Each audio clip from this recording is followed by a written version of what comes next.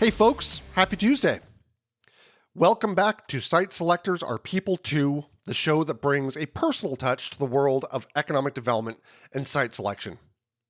I'm Devin Hillsdon-Smith, your host as always. And today I'm getting on the soapbox. Today we're going to talk about one of my pet peeves and probably one of the pet peeves of site selection consultants everywhere. You see, I issued an RFI, a request for information, approximately 2 weeks ago for a pretty sexy manufacturing project. The type of project that most communities would do their darndest to compete for.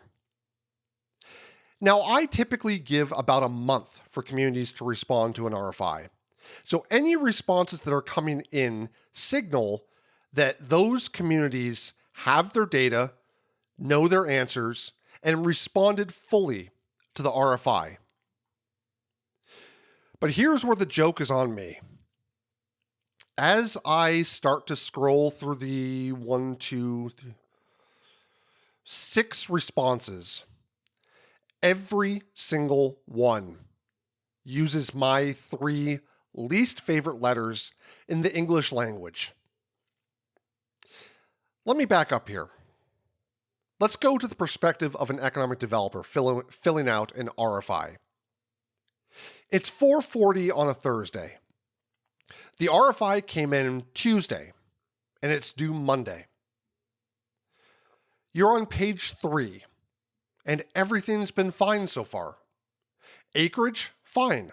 Rail, fine. Zoning, fine. Then it hits. Anticipated peak demand, 50 megawatts, energized by Q3 of next year. And you feel it in your stomach because you know exactly what's in the ground out there. And it's not 50 megawatts. It's maybe 12. The substation upgrade is a real project with a real cost, and it is nowhere near funded. So you've got a cursor blinking in that box, and you have about 4 seconds before your hands make the decision for you. And what your hands want to type, what almost every set of hands in this industry wants to type, is 3 letters. TBD. TBD. I want to talk about those 3 letters because I have read them 1,000 times and I've entered them 1,000 more. And I want to tell you what they actually communicate on the other side of the table.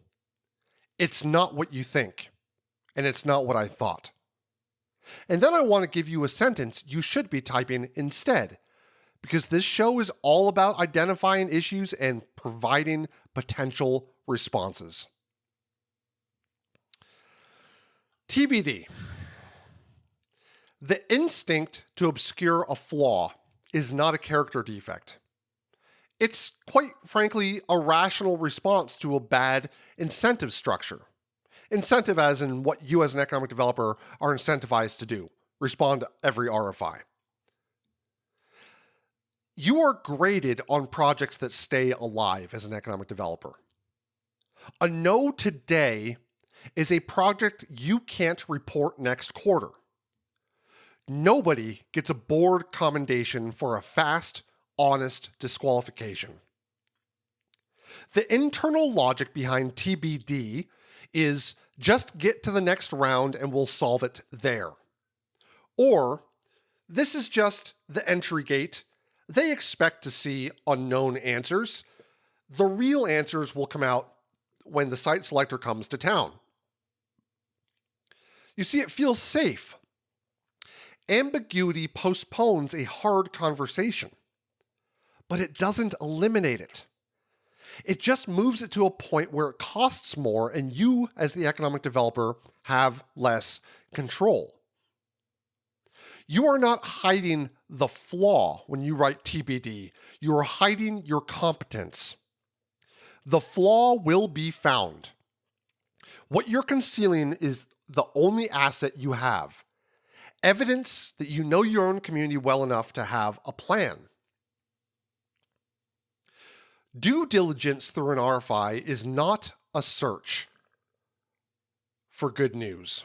It's a search for the thing you didn't mention. TBD, even though it sounds quite neutral, is not. It reads on this side of the table as a confession. I'd like to go through a couple of responses that I've seen and translate into what I read those responses as. So you write TBD. Site selectors read, "We have not thought about this." You write, "We'll investigate." We read, "We will begin thinking about this after you commit or shortlist us." You write, "Utilities available to the site." We read, "They're available somewhere in the vicinity of the site."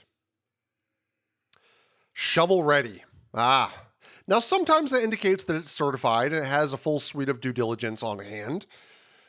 But typically what shovel ready indicates is that nothing is entitled and we own no dirt.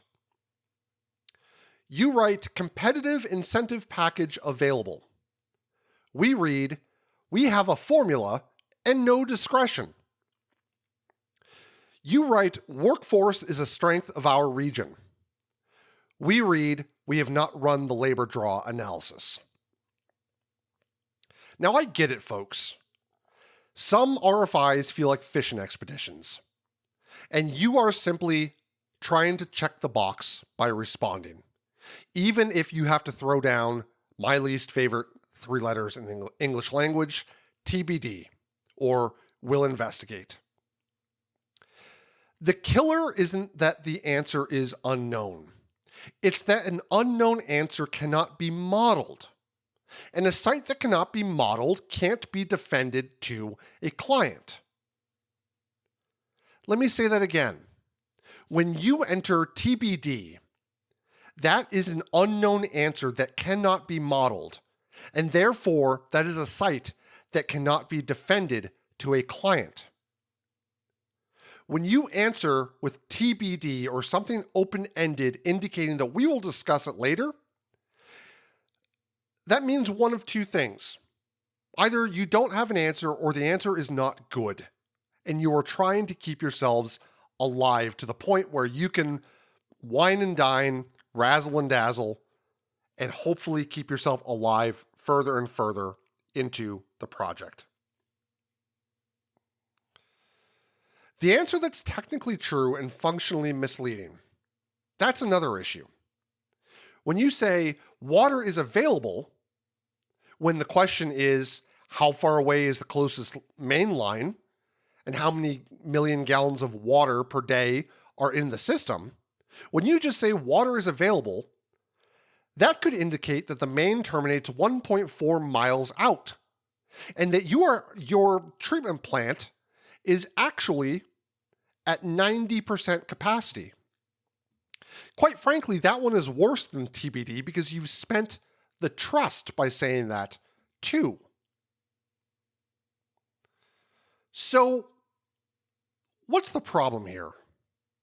Okay, you enter TBD and some jerk site selector cuts you because, well, they're a jerk. Let's tell a hypothetical. We're going to go back to Marston County, our hypothetical county that we introduced last episode. And we're going to tell this story cleanly.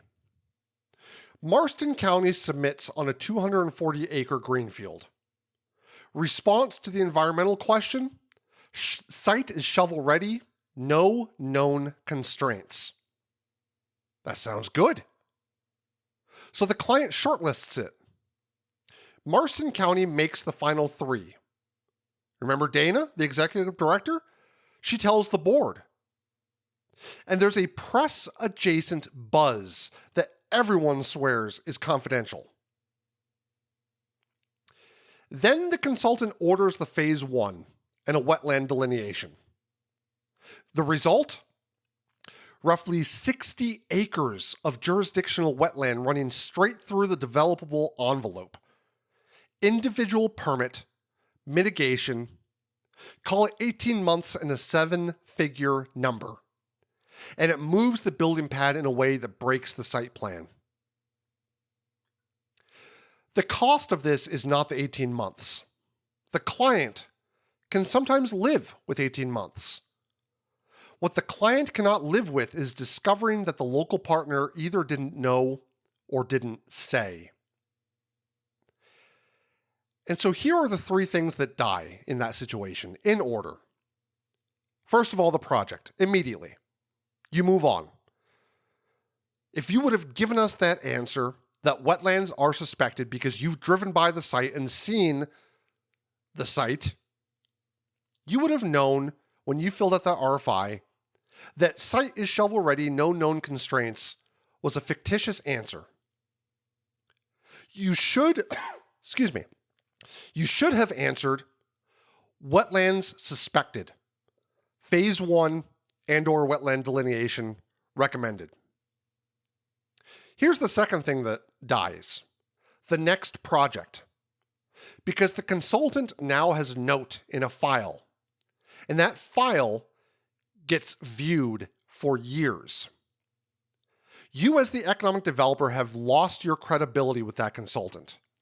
And yes, it's just one consultant, but that consultant opens the door to multiple projects a year. If you would have been honest about the site, that it is shovel ready, but not to the size that the company needs, that there's no known constraints, but there are wetlands suspected, yes, you may have been cut from that project, but guess what? You are going to be cut from that project later on when the company, during its shortlisted tenure, ordered a wetland delineation, which is going to happen inevitably. So the answer will come out. And because you as the economic developer put the consultant in a position to recommend to the client that your site stay viable, well, that consultant is going to have a harder time trusting you in the future. And consultants talk. I've talked. I had a site in a state that I will not name, in a community that I will not divulge, where the economic developer insisted that there were no issues of NIMBYism, that this site was a master planned industrial park, quite frankly, in the middle of almost nowhere in their community. When we asked, where's the closest residence? The closest residence was 1.5 miles away. Okay. When we asked, what's next door? They said farmland and wooded land. Okay. But what the economic developer did not tell my team was that that land to the west of the site was historical Native American tribe land. And so when we got far enough along in the project where we were going to board meetings, and it was clear that a large industrial project was looking at this industrial park, one of the scariest things that I have ever had happen to me in my career was receiving a letter, a nastygram, from the chief of a Native American tribe, condemning us for polluting their historic land. The economic developer knew that there was an issue. In fact, it came out afterwards that the economic developer had not been the best partner to the tribe over the years. And instead of working with the tribe to determine what the right adjacent use was, they were trying to steamroll projects into the community. Here's the third thing that dies: the executive director, the economic developer's internal credibility. Dana told her board this was a live project, and she had to walk it back with an explanation that made her look either uninformed or evasive. And there's no third option. You don't get disqualified for having a wetland. You get disqualified for having a wetland and a surprised face. So if TBD is the wrong answer, and the fake yes is a worse answer, what do? It's a sentence with a very specific design. And we'll get into it after the break. See you in a sec.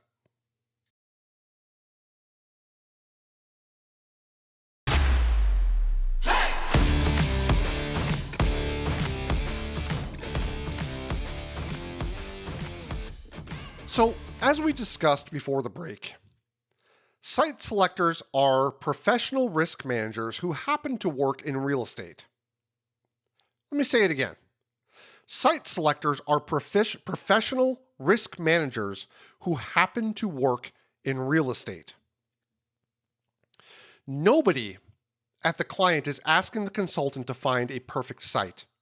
They're asking the consultant to make sure the site doesn't blow up after the capital is committed. And so the consultant's actual career risk is recommending a location that fails in year 2. Every question in the RFI is a probe for that. Therefore, a quantified risk is an asset. An unquantified risk is a liability. A $1.2 million problem with a date on it goes in a cell in a model. TBD goes in a paragraph in a memo. And paragraphs and memos, well, that's where sites go to die. The counterintuitive part that I want to state plainly: a site with 3 priced problems will beat a site with 0 disclosed problems any day of the week. Because the second one is not actually a site with 0 problems. It's a site with unknown problems. And everyone in the room knows it. So, how do you respond instead of TBD? I'm going to give you a formula. And I want you to think carefully about this formula.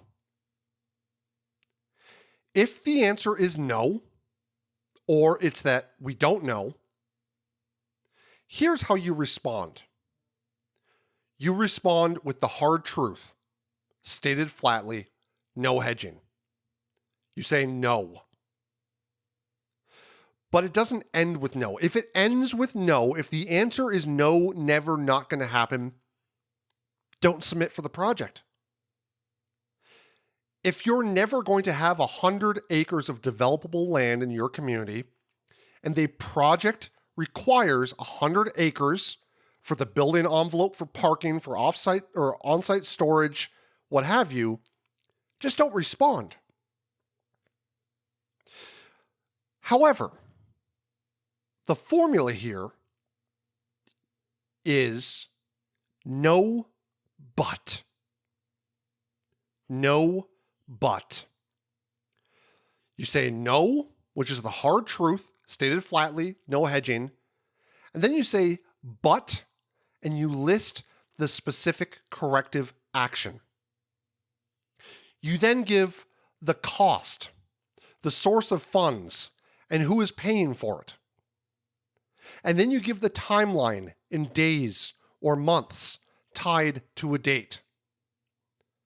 And then you give the document that proves it.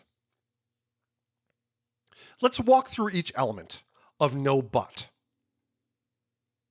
The no must be unqualified. No, we don't have that today. Not, well, it depends how you define. The flat no is what buys credibility for everything after the but. If you soften the no, the but is worthless. After the but, the action must be specific and already in motion. Not, we would pursue grant funding. That's just TBD wearing a costume. The grant is awarded, the contractor is selected, is an action plan. The dollar figure in your but statement must have a source. Not just 1.2 million, but 1.2 million EDA grant awarded March. County is covering the 20% match out of the TIF. Who pays matters as much as how much. And guess what? If the answer is no, but here's the specific action that must be performed, and the answer is that the company will have to pay for it, say it. The company may look at that and say, you know what? It's worth it to pay an additional $1.2 million to solve that issue because the rest of the characteristics of the site are perfect for us. The timeline that you give must be a duration or a date, never an adverb. Quickly, soon, in short order, they all read as TBD. Now, the proof document is the piece most people skip. You need to attach it or name it. The engineer's letter, the award notice, the delineation report, the signed MOU with the college. This is what converts your claim into a modelable input. Assertions get verified. Documents get used. I know this is a lot. An entire background to this episode, which we should probably go over in another episode, is product development. I'm currently wrapping up an assessment project where I'm helping a region somewhere in the country identify their best site per county for a very specific industrial subsector. Most of those communities responded to my RFI with a whole bunch of unknowns and TBDs. And you know what? That indicates the region is full of cornfields with visions for sites versus real sites. There's a difference. A flat, square piece of real estate is not a site. A flat, square piece of real estate with utilities to the boundary lines, with due diligence completed, with entitlement and zoning in place. That's a site. So we have to stop thinking of raw land as sites. So when you go to submit, you should, for your top site, have everything in place. Now that takes a lot of work. As we discussed in our last episode, it could take 4 years of work to get to an 11-week timeline for an RFI. You have to do the work ahead of time. Assuming that your community is going to be chosen miraculously someday, despite not having done the work, well, that's putting faith in the unknown. That's putting your community behind other communities who have done the work. You cannot construct that sentence, no but, in the 4 days you have to respond. The sentence is written months in advance, or it isn't written at all. We need to stop thinking of the RFI response window as a time for assembly, or as a time for discovery. It's a time for assembly. If you're ordering a phase 1 after the RFI arrives, you've already lost. You just don't know it yet. The pre-RFI file that has to exist before you need it. A phase 1 ESA. A wetland delineation. Geotech borings. Written utility capacity letters. Hard extension quotes with a stated validity window. Title, boundary survey, and a clear answer on control. Zoning and entitlement path with an honest calendar, including public hearing cadence. Labor draw analysis for the occupations you actually recruit for. This costs money before there's a project to justify. I get that. And that's the actual reason it doesn't get done. The board conversation is we are buying the ability to answer. And the counterfactual is the project you already lost and never got a debrief on. Now, you can't do this for every site, so don't. Do it for the 2 or 3 you actually market. Let me show you what the difference sounds like in practice. Same site, same problem, 2 sentences. Version A. Water is available to the site. Version B. No, water is not at the property line today, but the 12-inch main terminates 4,000 feet north at the county road. Extension is designed and permitted. Cost is $1.2 million, funded by a $1.2 million EDA grant awarded in March, with the county covering the local match from the industrial park TIF. Contractor is selected under an existing county term contract. From notice to proceed, it's 90 days to water at the pad. Engineer's letter and the award notice are in Appendix C. Here's what just happened. Version A, water is available to the site. That creates work for the consultant. Version B does the consultant's work for them. Version A is a question. Version B is a row in a schedule. The 4,000 feet is the part that builds trust. Volunteering the unflattering specific is the whole move. It signals that nothing else is being rounded off either. Note what version B does to the competitive set. A competing site that answered, water is available, now looks less credible than the one that admitted a gap, because yours came with receipts and theirs didn't. Let's do this again. Same structure, harder problem. And this one's about workforce. It's the same structure and a harder problem because workforce can't be solved with a contractor in 90 days. Version A. The region has a strong manufacturing workforce. Version B. No. There is not a pool of 300 idle CNC machinists in this labor shed. Nobody has that. Here's what we do have. 1,400 workers in adjacent occupations within a 45-minute drive, current median wage $24.10 per hour, and the 2 employers most likely to compete for them are at capacity. The technical college has a $500,000 state-funded incumbent worker upskilling program, curriculum already built for a similar employer, first cohort deployable 4 weeks from a signed training agreement.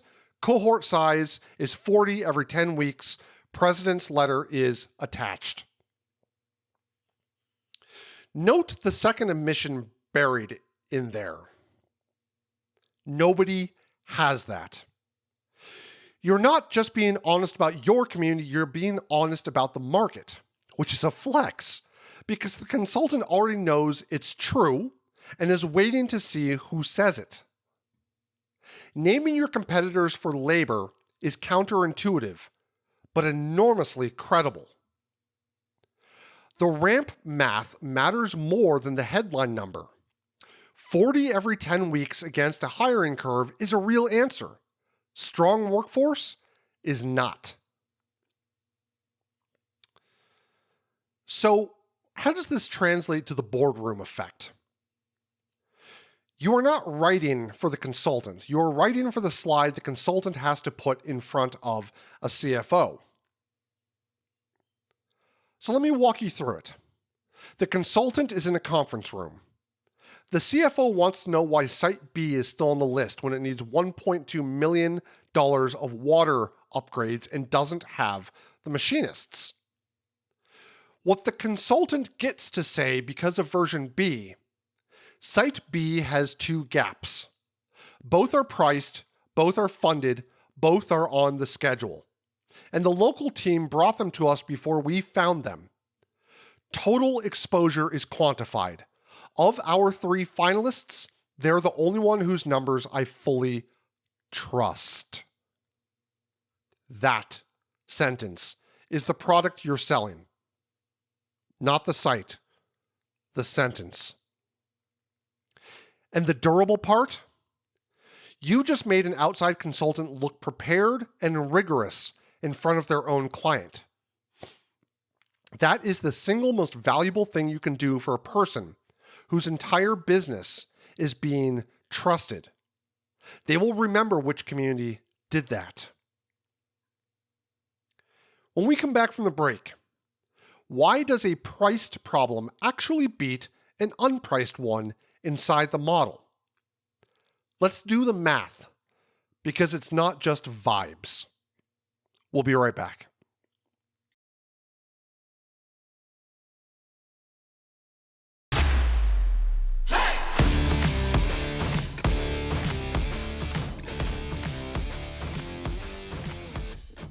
So let's talk about why TBD prices at worst case. Location decisions run through a model. Every input either has a value or gets assigned one. There is no cell in a spreadsheet that accepts TBD. So let me walk you through the steps here. Step 1, what the analyst does with an unknown. When a risk is disclosed but unquantified, the analyst can't leave it blank and can't invent a friendly number, because being wrong on the optimistic side is the career-ending decision.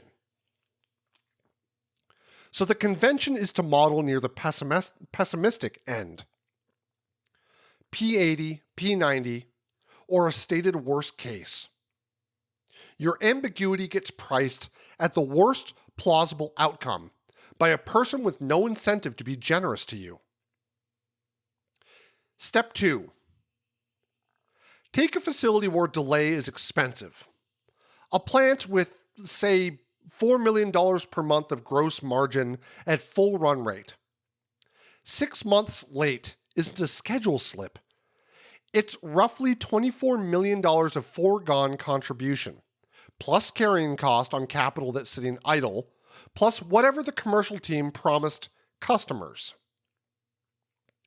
Now let's compare 2 responses to the same water gap. Disclosed and priced is number 1. 1.2 million, funded, 90 days, inside the design window, schedule impact 0, modeled cost $1.2 million, and actually 0 to the client since the grant and TIF are covering it. TBD, the analyst has to assume the extension is unfunded, unengineered, and possibly needs an easement across property you don't control. Reasonable worst case is 12 to 18 months, and the client pays.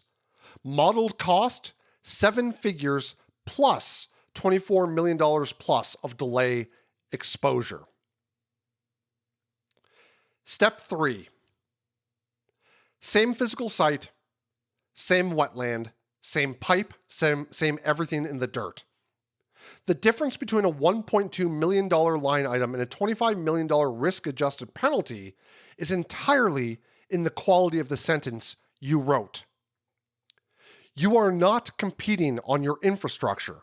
You are competing on the variance of your estimates. And step 4, the second order effect worth naming. Once one answer is unquantified, the analyst rationally starts discounting your other answers too, because they now have evidence about the reliability of the source. One TBD contaminates the whole submission. Plain and simple. That's why the flat volunteered no is so disproportionately valuable. It's a costly signal, and costly signals are the only ones that carry information. So folks, stop selling the illusion of a perfect site. There is no perfect site. Remember that. Every consultant on earth knows there's no perfect site.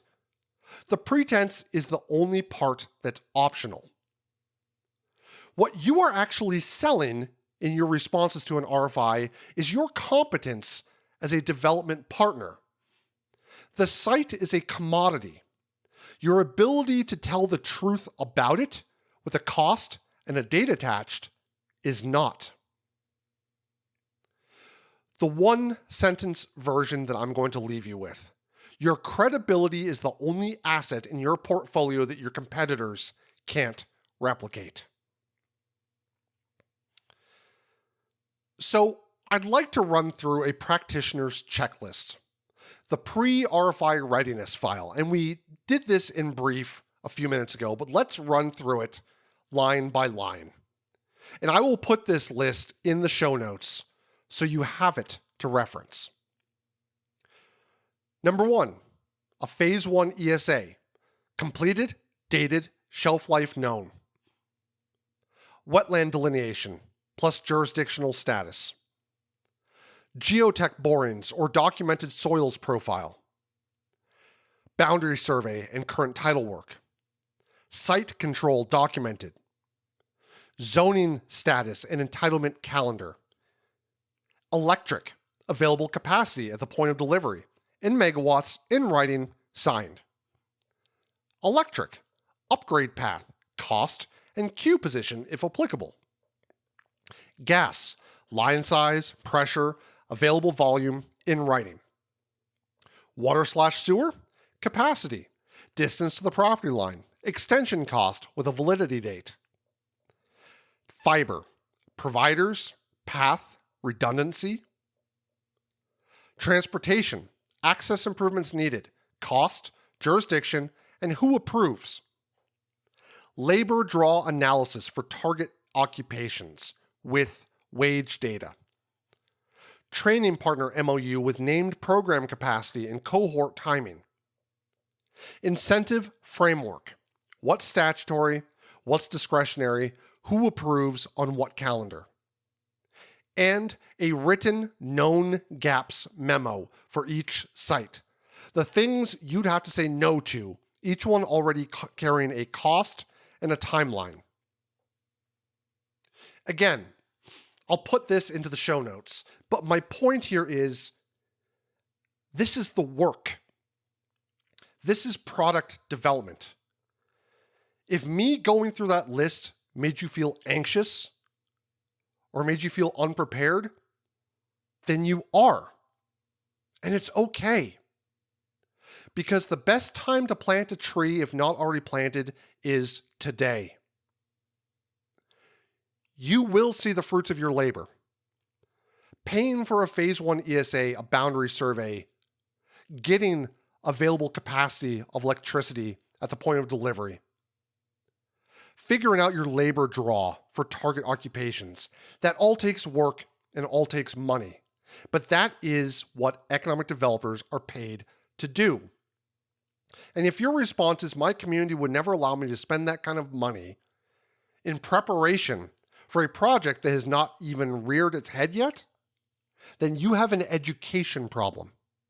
You need to inform your community, your leaders. You need to make them understand that the best answer that you can give to compete in a highly competitive industry is no but. So here's your homework, economic developers. This is the part people actually do. Go back and pull your last 3 RFI responses. Not your best ones, your last 3. Find every instance of TBD, will investigate, available, competitive, strong, and shovel ready. Highlight them. For each one, write the sentence you should have written. The full no but formula. Cost, source of funds, timeline, proof document. Where you can't complete the sentence, you've just found your capital work plan. That is the phase 1 you need to order, the capacity letter you need to request, the quote you need to get. Take the list to your board as a line item. Frame it as buying the ability to answer.